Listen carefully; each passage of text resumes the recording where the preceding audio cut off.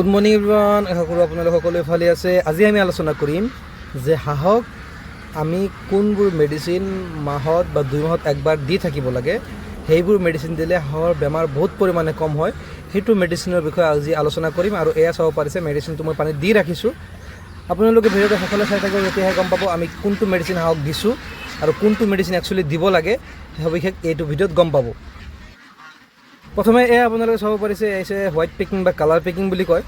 এইখিনি মোৰ তাত পেৰেণ্টছ আছে আৰু কোনোবা যদি এইবিলাকৰ পোৱালি লাগে আপোনালোকে যোগাযোগ কৰিব পাৰে। All over north east delivery হয়। এইটো হাঁহৰ ওজন মোটামুটি 3 কিলোৰ পৰা 4 কিলো ওজন হয় আৰু 1.5 পৰা 2 মাহতে এইটো 2.5 কিলোমান ৱেইট গেইন কৰিলে আৰু 2 মাহতে বজাৰযোগ্য হৈ পৰে। এইখিনি হাঁহ আপোনালোকে পেৰেণ্টছ চাব পাৰিছে, কিমান ডাঙৰ ডাঙৰ চাইজৰ parents.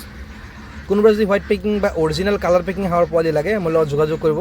All over north east delivery, যেনেকুৱা ডিমাপুৰ, পাছিঘাট, অৰুণাচল প্ৰদেশ, কোহিমা, শ্বিলং, তাৰপিছতে শিলিগুৰি, এইটো ছাইডত সকলো ঠাইতে ডেলিভাৰী হয়।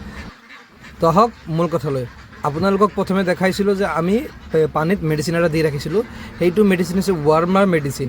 এটা ৱাৰ্ম থাকে যে ৱাৰ্ম, আপোনালোকৰ স্ক্ৰীণত আহি আছে, এইটো মেডিচিন ৱাৰ্মাৰ মেডিচিন।